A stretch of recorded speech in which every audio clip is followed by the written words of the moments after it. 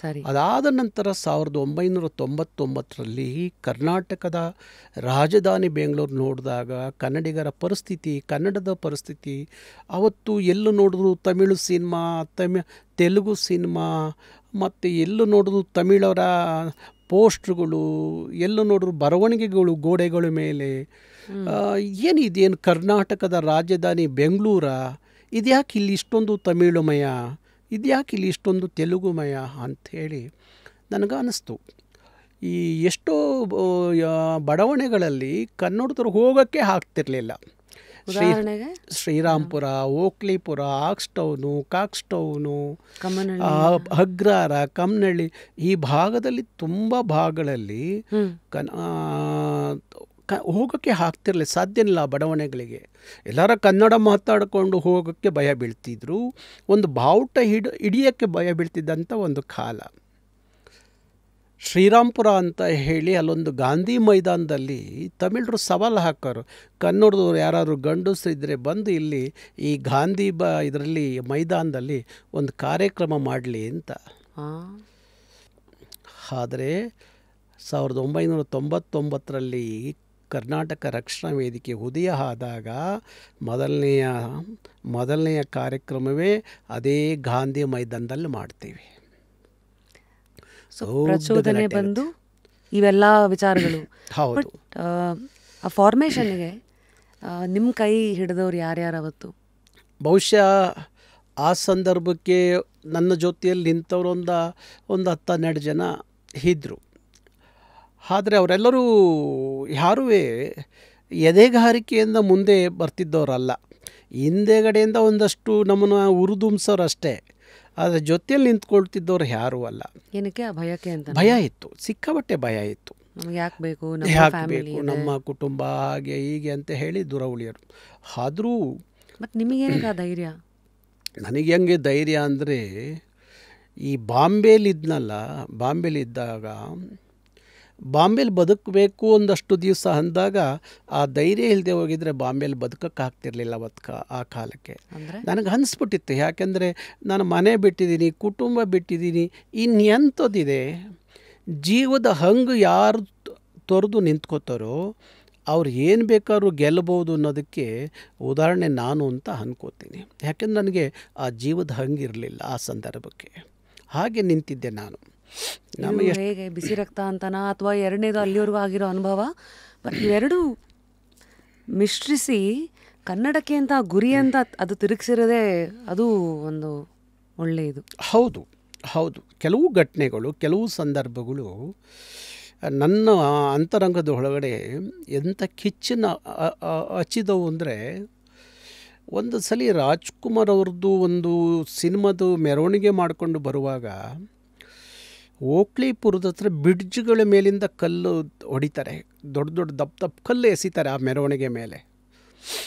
ಇಂಥದ್ದೆಲ್ಲ ನೋಡಿದಾಗ ಅನ್ನಿಸ್ತಾ ಇತ್ತು, ಇಲ್ಲಿ ಸರಿಯಾದಂಥದ್ದು ಒಂದು ಸಂಘಟನೆ ಹುಡುಕ್ತೆ ಹೋದರೆ ಈ ಬೆಂಗಳೂರನ್ನ ರಕ್ಷಣೆ ಮಾಡ್ಕೊಳ್ಳೋದು ಭಾರಿ ಕಷ್ಟ ಅಂತ ಹೇಳಿ, ಆಗ ನಾನು ಒಂದು 100 ಜನ ಹುಡುಗರನ್ನ ಎಲ್ಲ ಏರಿಯಾದಲ್ಲಿ ಗಾಯತ್ರಿ ನಗರ ಎಲ್ಲಿ ಒಂದಷ್ಟು ಕನ್ನಡಿಗರು ಬಲಿಷ್ಠವಾಗಿದ್ದಾರೆ ಅಂತ ಅನ್ನಿಸ್ತು. ಕೆಂಪಾಪುರ, ಅಗ್ರಹಾರ, ಗಾಯತ್ರಿ ನಗರ, ಆಮೇಲೆ ಶ್ರೀನಗರ, ಈ ಥರದ ಬೆಂಗಳೂರಿನ ರಾಜಾಜಿನಗರ, ಇಂಥ ಪ್ರದೇಶಗಳಿಂದ ಒಂದಷ್ಟು ಜನ, ಒಂದು 100 ಜನ ಹುಡುಗರನ್ನ ಗುಡ್ಡೆ ಹಾಕ್ಕೊಂಡೆ. ಪ್ರಾರಂಭದಲ್ಲಿ ಮಾಡಿಕೊಂಡು ಕರ್ನಾಟಕ ರಕ್ಷಣಾ ವೇದಿಕೆ ಅಂತ ಹೇಳಿ ಅದಕ್ಕೊಂದು ರಿಜಿಸ್ಟ್ರು ಮಾಡಿಸಿ ಆ 100 ಜನ ಇದ್ದಿದ್ದು ಆಮೇಲೆ ಒಂದೊಂದಷ್ಟು ಜನ ಬರೋಕ್ಕೆ ಶುರು ಮಾಡಿದ್ರು. ಬರ್ತಾ ಬರ್ತಾ ಬರ್ತಾ ಸಾವಿರಾರು ಸಂಖ್ಯೆಲ್ಲ ಆಯಿತು. ಇವತ್ತು 60 ಲಕ್ಷ ಜನ ಇದ್ದೀರಿ. 72 ಲಕ್ಷ ಜನ ಇದ್ದೀವಿ ಕಾರ್ಯಕರ್ತರು, ನೋಂದಾಯಿತ ಕಾರ್ಯಕರ್ತರು ಒಂದು 72 ಲಕ್ಷ ಮೇಲಿದ್ದಾರೆ. ನಾವು ಈಗ ಒಂದು 3 ವರ್ಷದ ಅಂಕಿ ಅಂಶ ಇತ್ಲಾಗ ನಾವಿನ್ನೂ ಲೆಕ್ಕ ತಗೊಂಡಿಲ್ಲ. ಹಾಗಾಗಿ ನನಗೆ ಮೊದಲು ಕರ್ನಾಟಕದ 2 ಭಾಗಗಳನ್ನು ಬೆಂಗಳೂರಿಗೆ ಸೀಮಿತ ಆಗಬಾರ್ದು ಅಂತ ಹೇಳಿ ಈ ಸಂಘಟನೆ 2 ಭಾಗ ತಗೊಂಡೆ.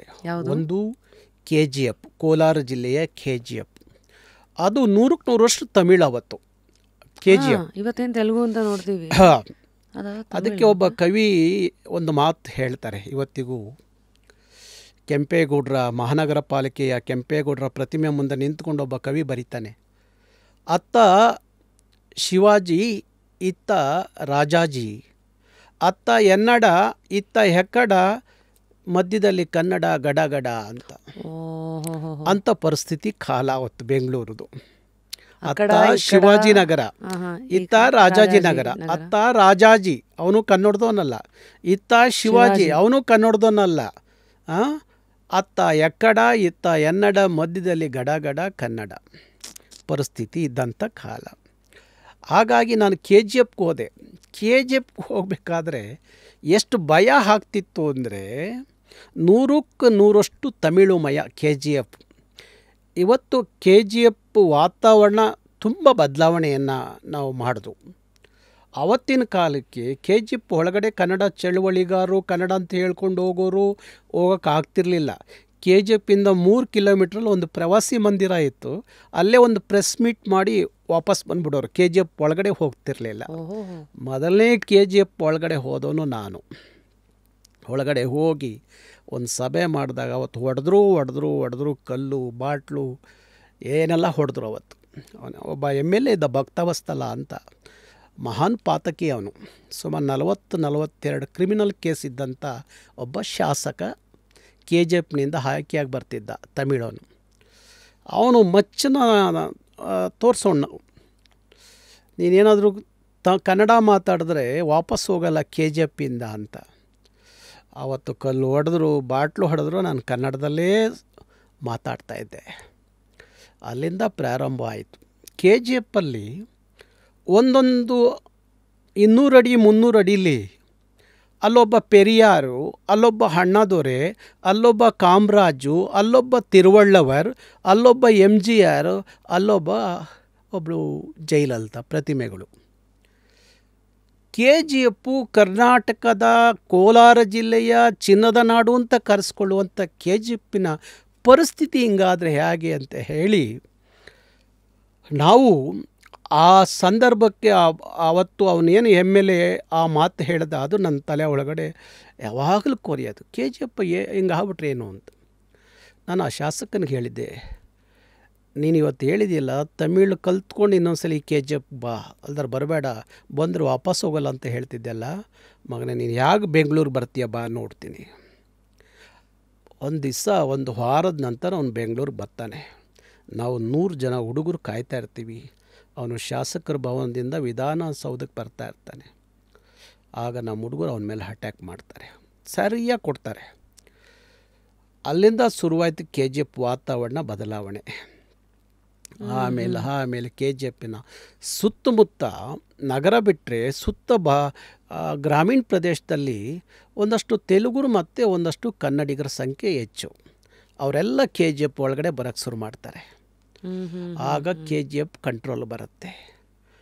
ಆಗ ಆ ಭಕ್ತವತ್ಸಲ ಅನ್ನೋ ಶಾಸಕ ಬದಲಾವಣೆ ಆಗ್ತಾನೆ. ಅವನು DMK ಪಕ್ಷದಿಂದ ಗೆದ್ದು ಬರ್ತಾ ಇರ್ತಾನೆ. ಆ DMK ಪಕ್ಷವನ್ನು ತೊರಿತಾನೆ, JDS ಪಕ್ಷಕ್ಕೆ ಬಂದು ಸೇರ್ಕೋತಾನೆ. ಇಡೀ ನಗರಸಭೆ, ನಗರ ಪಾಲಿಕೆ, ತಾಲೂಕ್ ಪಂಚಾಯಿತಿ, ಗ್ರಾಮ ಪಂಚಾಯಿತಿ ಎಲ್ಲ ನಾಮಫಲಕಗಳು ತಮಿಳು ಇರುತ್ತೆ. ಆಮೇಲೆ ಅದೆಲ್ಲ ಕನ್ನಡ ಆಗ್ತಾ ಬರುತ್ತೆ.